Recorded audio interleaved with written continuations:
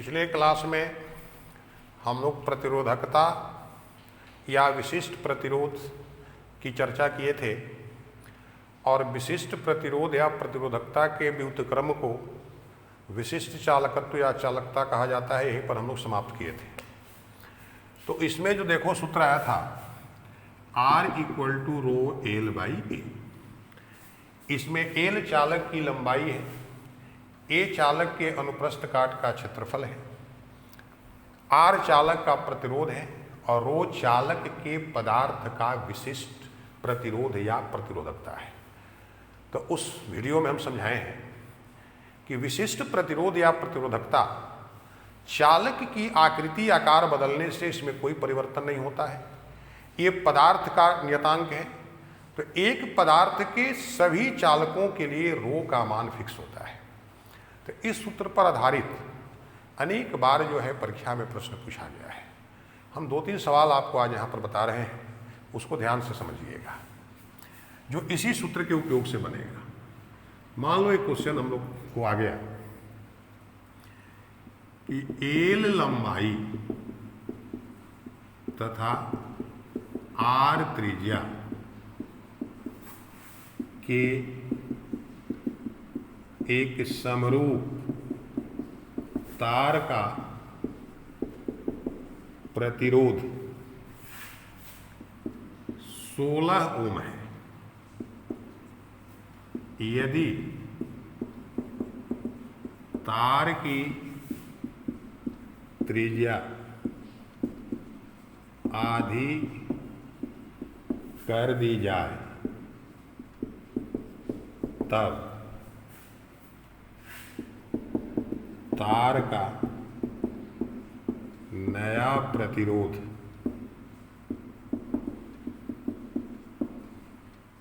क्या होगा।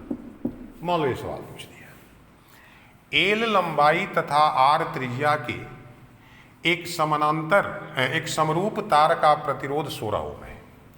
यदि तार की त्रिज्या आधी कर दी जाए तब तार का नया प्रतिरोध क्या होगा।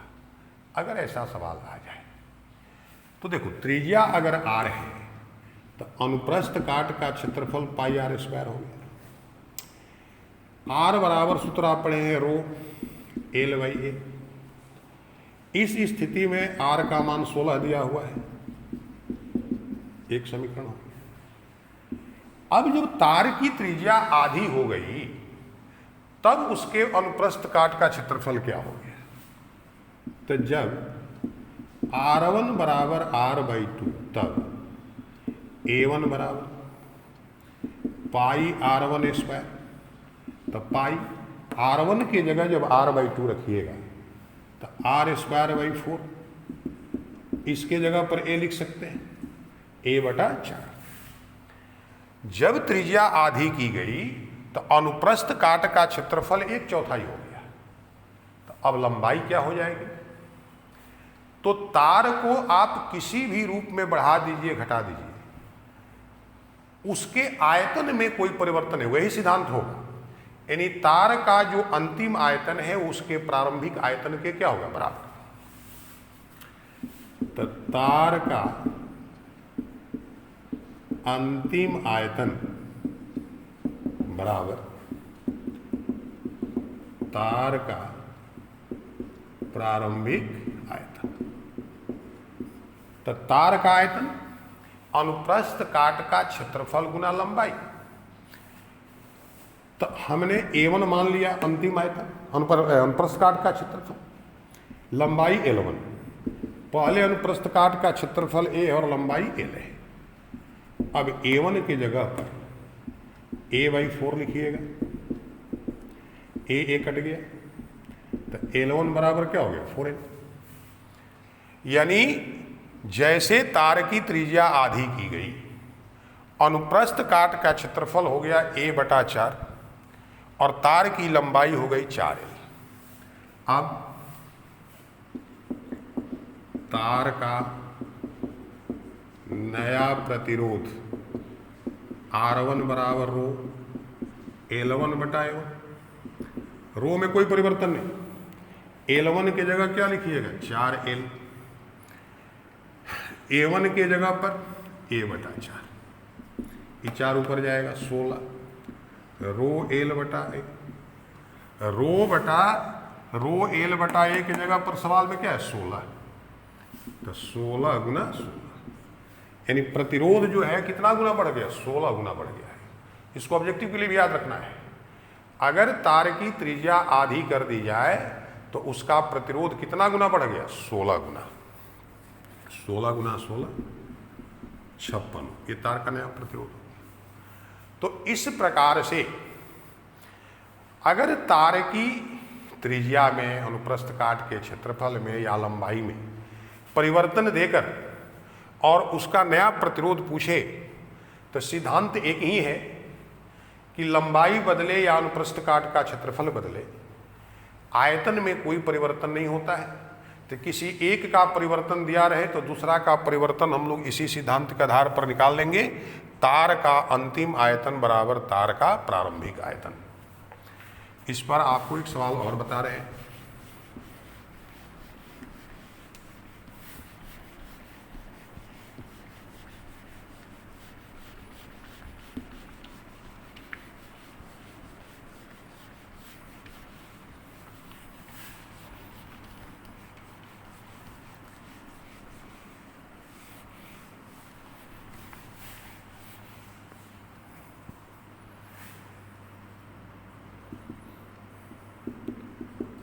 एल लंबाई तथा ए अनुप्रस्थ काट के क्षेत्रफल वाले एक तार का प्रतिरोध 20 ओम है।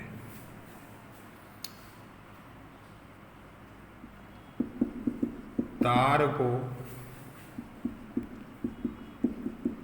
समान लंबाई के 4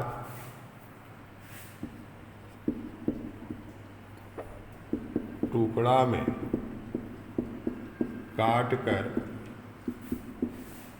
सभी टुकड़ों को एक साथ ऐंठ दिया जाता है। तार का नया प्रतिरोध क्या होगा? मान लो ये सवाल पूछ दिया।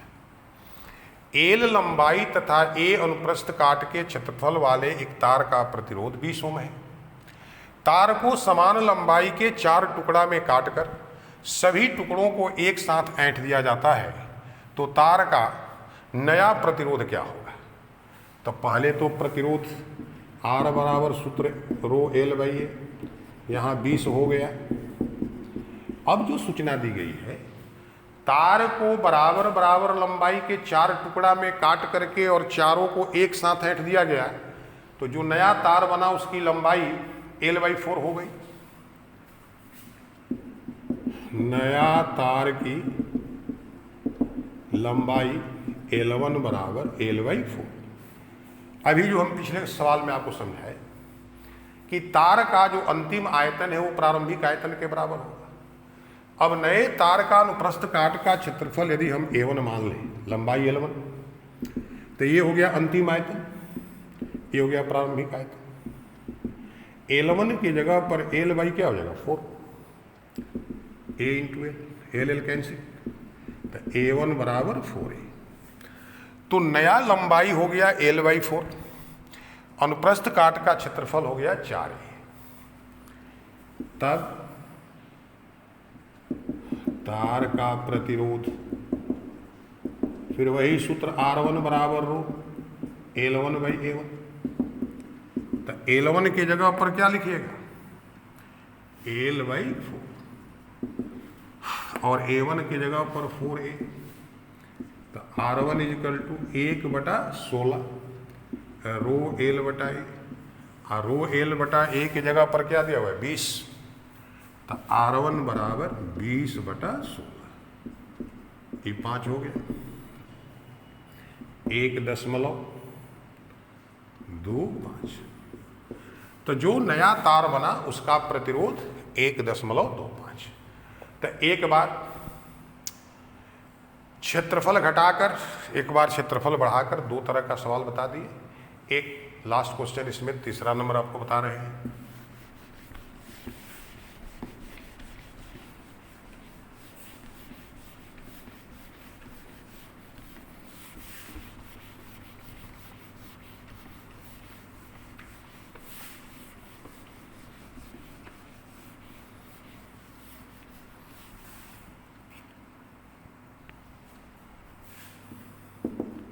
यदि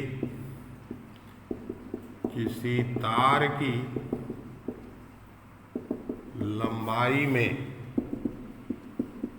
25% की वृद्धि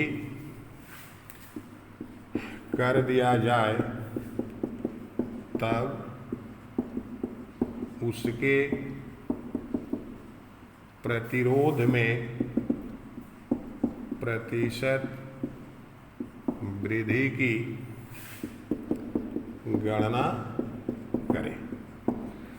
यदि किसी तार की लंबाई में 25% की वृद्धि कर दिया जाए तब उसके प्रतिरोध में प्रतिशत वृद्धि की गणना करें। देखो इसमें भी आसान है। पहले अगर लंबाई L है और अनुप्रस्थ काट का क्षेत्रफल A है तब प्रतिरोध R बराबर सूत्र इतना हो गया। अब नई लंबाई L1 बराबर L प्लस L का कितना परसेंट, 25%, ये 4 हो गया, LCM 4L प्लस L नई लंबाई हो गई। अब अनुप्रस्थ काट का क्षेत्रफल, तो आयतन वही सिद्धांत, तो जो नया आयतन है वह A1 L1, पहले का आयतन AL, A1 L1 की जगह पर 5L/4, L कैंसिल, तो A1 बराबर 4A/5 हो गया। तो नया प्रतिरोध R1 बराबर रो L1/A1, तो रो तो अपने जगह पर L1 के जगह पर 4 और इसके जगह पर 4A/5, 5 ऊपर जाएगा ना, 25/16 रो L/A, और रो L/A की जगह पर R लिख सकते हैं।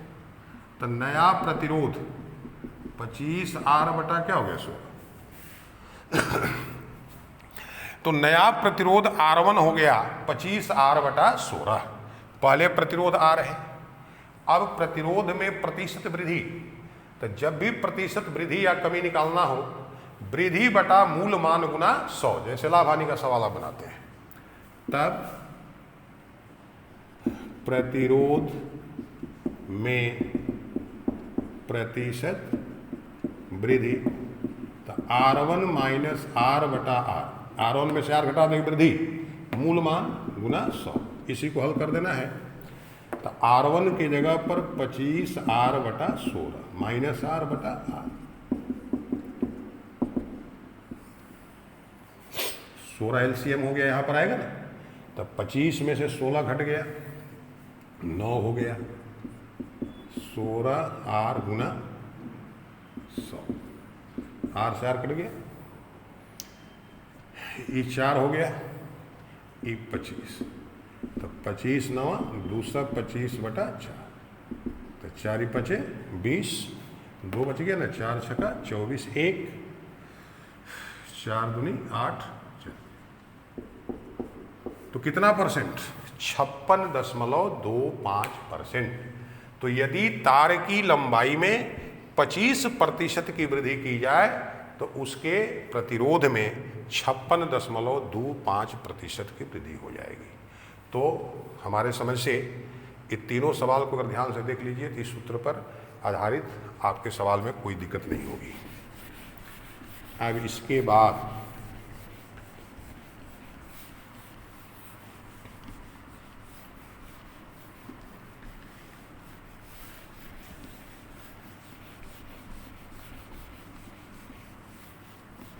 हम लोग देखेंगे चालक के प्रतिरोध पर तापक्रम का प्रभाव, effect of temperature on resistance of conductor. तो देखो, तापक्रम बढ़ने के साथ चालक का प्रतिरोध निम्नलिखित समीकरण के अनुसार बढ़ता है। R2 बराबर R1 1 plus alpha T2 minus T1, जहाँ R1 तथा R2 क्रमशः T1 डिग्री C तथा T2 डिग्री C तापक्रमों पर चालक के प्रतिरोध है और अल्फा चालक के पदार्थ का तापक्रम प्रतिरोध गुणांक है। तो जैसे जैसे तापक्रम बढ़ेगा चालक का प्रतिरोध इसी समीकरण के अनुसार बढ़ता है। तो R1 तथा R2 क्रमशः T1 डिग्री, यहाँ T2 बड़ा है T1 से, T1 डिग्री C तथा T2 डिग्री C तापक्रमों पर चालक के प्रतिरोध है और अल्फा चालक के पदार्थ का तापक्रम प्रतिरोध गुणांक है। इस अल्फा का एसआई जो मात्रक है वह केल्विन इनवर्स होता है और इसका बीमा भी K के पावर -1। यहाँ से हम लोग लेंगे तो इसी को अगर आप लिख सकते हैं तो अल्फा बराबर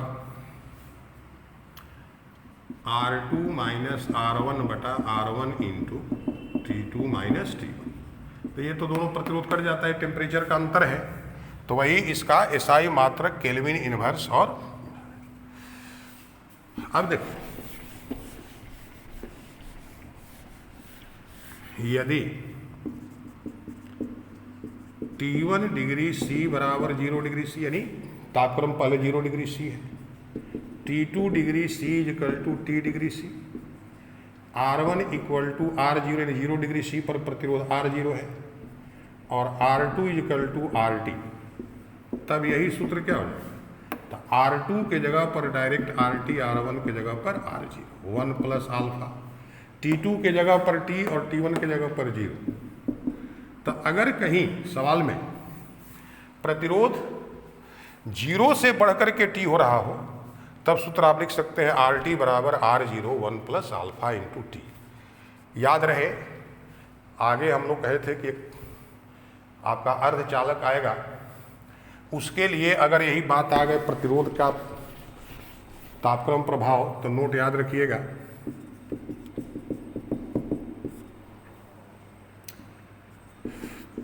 तापक्रम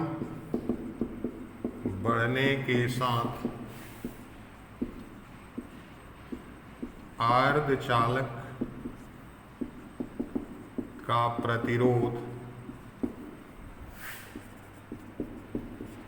घटता है, अर्थात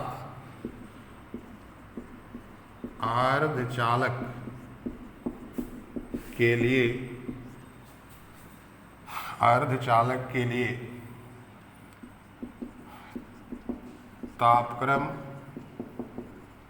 प्रतिरोध गुणांक अल्फा का मान ऋणात्मक होता है। इसको याद रखना है, तापक्रम बढ़ने के साथ अर्धचालक का प्रतिरोध घटता है, अर्थात अर्धचालक के लिए तापक्रम प्रतिरोध गुणांक अल्फा का मान ऋणात्मक होता है। अब कौन से पदार्थ अर्धचालक हैं, इनके गुण क्या है, इसकी चर्चा डिटेल हम लोग चैप्टर 14 में करते हैं। केवल यहाँ पर याद रखिएगा कि चालक का प्रतिरोध तापक्रम बढ़ाने से बढ़ता है, जबकि अर्धचालक का प्रतिरोध तापक्रम बढ़ाने से क्या होता है, घटता है। अब इसी प्रकार से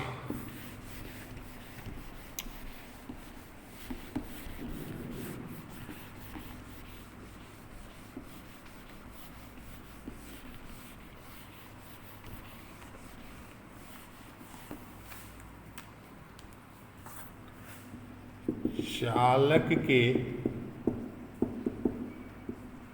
प्रतिरोधकता पर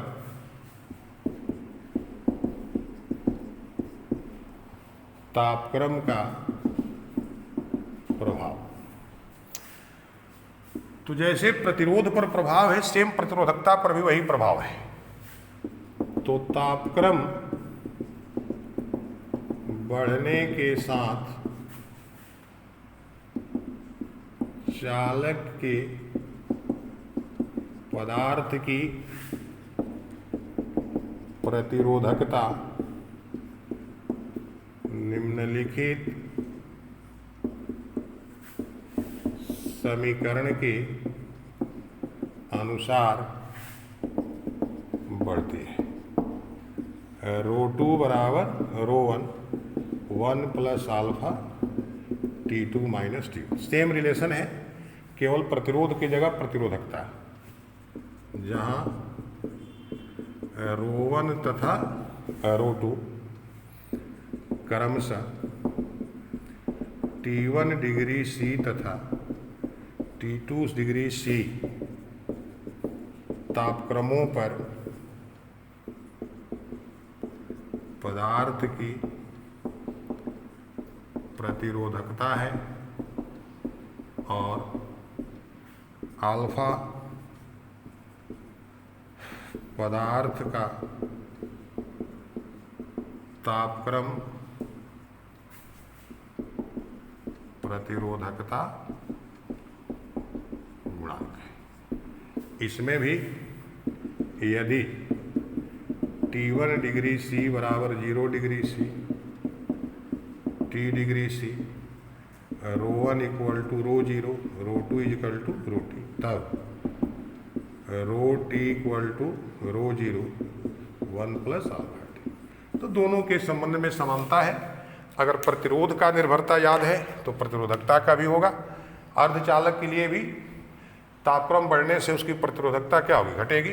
तो इस प्रकार हम लोग प्रतिरोध और प्रतिरोधकता पर तापक्रम के प्रभाव की चर्चा कर लिए। अब नेक्स्ट वीडियो में हम लोग प्रतिरोध के समूहों की प्रतिरोधकों के समूहन की चर्चा करेंगे। Thank you.